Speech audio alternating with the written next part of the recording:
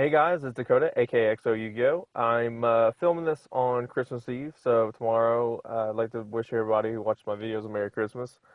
Today I am bringing you another counter video, and this video is on how to counter Performapals, Pepe, uh, you know, anything you want to call it. This deck is literally has been raping the format for just a couple months now, and there's a lot of people that are having trouble with it, and I thought I could help you.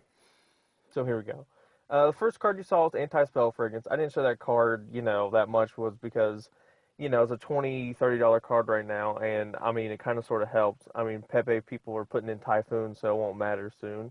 Uh, here's another card, Dark Hole and Regeki. Now you're probably thinking to yourself, well, duh, of course I'm going to be playing those cards again. So, well, I'm just saying, if you can max out on these things, two Dark Holes, one Regeki, because Pepe seems to sometimes, I know some players overextend a lot. Overextend a lot, put a bunch of monsters on the field that can't protect themselves. Um, Another card right here, Curse Seal Forbidden Spell. This card is amazing. You can activate this card to make sure your opponent can activate any Draco Slayers anymore. They can obviously summon the monster, but they can't put it in the Pendulum Zone as a spell, and it banishes that card, which is amazing. I mean, the whole deck, revolves around, the setting up the scales and just spitting out a whole shit ton of monsters. So put a bunch of, you can put these in, or not, well, obviously anti-spell fragrance, but what I was trying to say is spell shattering arrows, fairy winds, things like that. Here's another card that I have been playing and taking in, I think works really well, is Magic Drain. I mean, the deck hardly plays any spells whatsoever. I think it's like maybe 8 or 9 max, but the rest are just monsters, and maybe they have 3 traps or something like that. But Magic Drain is really, really good card, and if you can play it at the right time, your opponent doesn't have an answer for it.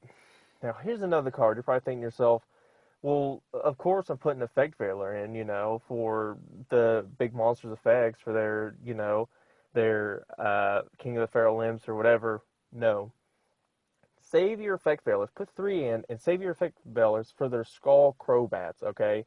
This card, I'm telling you, sometimes with, Pepe former pals, I've played an effect veiler and I've just killed their turn. You can't search out the scale they need and their turn's dead, more or less. Here's another card, Goes a Match. Now, I've been playing like a different version of Quillfort and played against my friends and stuff who have Pepe, and Goes and Match literally rape them. Okay, you can only have one attribute of each monster, and that's the thing. Performapal has a shit ton of monsters, different attributes. You can also play this card, Rivalry of the Warlords, which is amazing, I'm telling you, because they just have so many different types and stuff like that, and they're not going to be able to, put that many monsters on the board for them to get their turn set up. They can spit out a bunch of monsters, but who cares? I mean, they're only going to be able to keep 2 or 3 max. I'm telling you, that's a promise. Uh, Here's another card. You guys, I mean, you may or may not have seen this before. It's it's a little older. But it's called The Huge Revolution is Over. And what your opponent's going to be doing if they're playing, if they're just playing pendulums, but especially in Performer Pal and Pepe and stuff, is they're going to be playing Wavering Eyes. And my friend, he activated a Wavering Eyes, flipped this over, and he looked at it and he was like, wow. He's like, I guess that works. This card does work. It's amazing.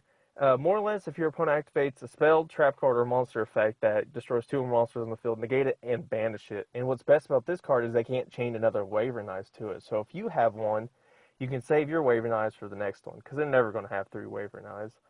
Uh, Here's another card. This card, I'm not sure how, if anyone can tell me in the comments how it resolves. I still think you can activate a Wavering Eyes, to this or whatever. But this card's also, if you want to, if you have a Stardust or whatever in your extra deck or just want to put it in there, Starlight Road is really amazing also, because you can get a huge monster on the field for them destroying their, or destroying their scales, and you can bring out a big monster and negate their effect at the same time. Well, hope this helped you guys. Merry Christmas, and I'll see you guys next time. This is XO Yu-Gi-Oh! Out.